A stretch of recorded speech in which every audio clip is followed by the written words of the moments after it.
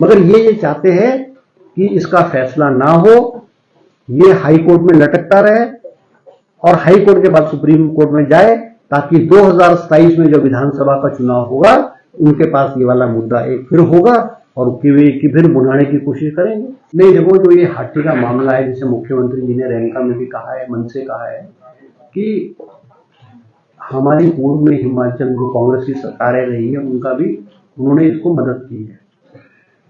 समय समय पर मैंने भी विधानसभा में इसमें उठाया और विधानसभा से हमने जाया है, चाहे 1993 में है, 2005 में है, मगर मैटर सब जुडिस है। और हमने कहा था, क्योंकि जब लोकसभा विधानसभा चुनाव हुआ, जिला सिरमौर में हाथी के नाम पर ये चुनाव लड़ा गया, 14 सितंबर 2022 को कैबिनेट ने इसको स्वीकृति प्रदान की और चुनाव में बीजेपी ने कहा ये तो हो गया हाथी हो गया। हमने कहा कि अभी नहीं हुआ है, अभी तो कैबिनेट ने स्वीकृति प्राप्त की है और इसकी स्वीकृति तो तब होगी जब पार्लियामेंट से इसको पास किया जाएगा। चुनाव हो गए, चुनाव के बाद भारतीय जनता पार्टी की अपेक्षा के अनुसार उनको सीटें नहीं मिली।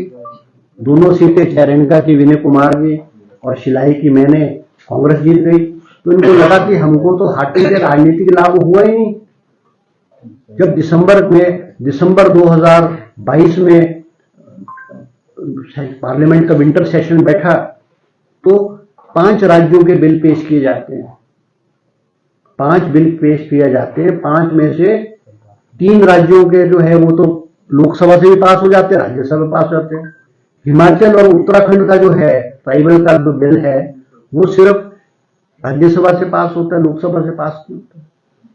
और 1 साल बाद फिर अगस्त 2024 में लोकसभा से इस बिल को पास करके हिमाचल सरकार को, राष्ट्रपति की मोहर लगा के हिमाचल सरकार को भेज दिया जाता है और त्रुटि भरा भेज दिया जाता है। बिल में यह कहा जाता है, जो बिल पार्लियामेंट में पेश किया गया उसमें कहा कि इसमें एससी समाज के लोग एसटी नहीं बनेंगे, बाकी सब वर्ग जो है वो नहीं। मगर जो चिट्ठी आई, मिनिस्ट्री की चिट्ठी, उसमें कहा कि ट्रांसगिरी का हर वर्ग को एसटी का दर्जा दिया जाता है।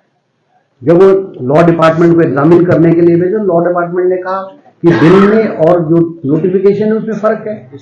हिमाचल प्रदेश की लॉ डिपार्टमेंट ने उसको क्लैरिफिकेशन के दिल्ली भेज दिया सितंबर महीने में। 2 बार क्लैरिफिकेशन किया, 2 बार क्लैरिफिकेशन करने के बाद जो है वो गवर्नमेंट ऑफ इंडिया जवाब नहीं देती। दिसंबर 2023 को मैं खुद, हमारा एक प्रतिनिधि मंडल हाटी जन कल्याण समिति के रूप में ट्राइबल मिनिस्टर से मिला, हमने बात की। 2 दिन बाद उनका स्पष्टीकरण आ गया और मुख्यमंत्री जी ने जैसे कहा था कि केंद्र से जैसे स्पष्टीकरण आएगा हम 24 घंटे में उसको नोटिफाई कर देंगे। मुख्यमंत्री जी ने 1 जनवरी 2024 को जब वो नोटिफिकेशन आया, उसी नोटिफिकेशन करके जो हाटी कल्याण समिति है उनके हाथ में नोटिफिकेशन पकड़ा दी। फिर कुछ लोग कोर्ट में चले गए, कोर्ट से स्टे हो गया, मैटर सब जुडिस है।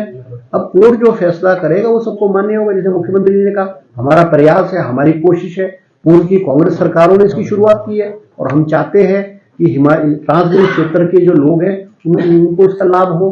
अब जो हाटी समिति के लोग हैं, हाटी समिति तो बीजेपी का पिट्ठू है, वो तो विधानसभा के चुनाव और लोकसभा के चुनाव में तो गांव-गांव में भारतीय जनता पार्टी का प्रचार किया उन्होंने।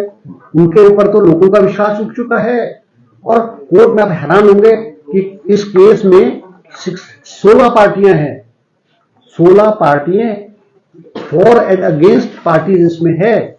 मगर जो हमारी जो एक समिति है हाटी कल्याण समिति, वो पार्टी बनना चाहती थी। कह नहीं आप नहीं बनो, हमारा केस लेट हो जाएगा, हमारा तो फैसला जो 21 नवंबर को होने वाला है। ये किसी को इसमें जुड़ना नहीं देना चाहती। और मैं ये दावे से कह सकता हूं कि ये तो कई इनके हाटी समिति के लोग तो बोलते हैं कि हम तो सुप्रीम कोर्ट की तैयारी कर रहे हैं। भाई इसका मतलब ये है कि आप हाई कोर्ट में केस को ठीक ढंग से लड़ ही नहीं रहे हो। अगर उस केस के हाटी समिति के हक में अगर 5 के बजाय 6 वकील खड़े हो जाएंगे तो उसका नुकसान थोड़ी होगा। मगर ये चाहते हैं कि इसका फैसला ना हो, ये हाई कोर्ट में लटकता रहे और हाई कोर्ट के बाद सुप्रीम कोर्ट में जाए, ताकि 2027 में जो विधानसभा का चुनाव होगा उनके पास ये वाला मुद्दा एक फिर होगा और फिर बुलाने की कोशिश करेंगे। हाँ, और फिर